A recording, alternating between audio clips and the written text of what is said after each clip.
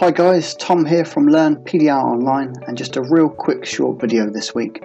I was out on the road a couple of weeks ago and came across this small ding on the upper door frame of a Citroën Berlingo.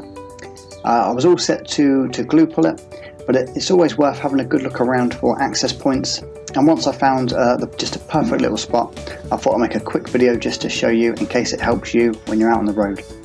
So as I opened up the door, you have this rubber kind of weather strip aperture running down the door frame. These are quite common on doors, often they're glued on, but it's always worth just pulling them to one side gently, and just here you can see it's got small plastic clips.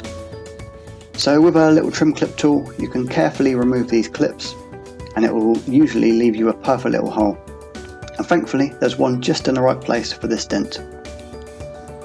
So using this Dentcraft 24-inch brace tool, I think I got mine from TDN Tools.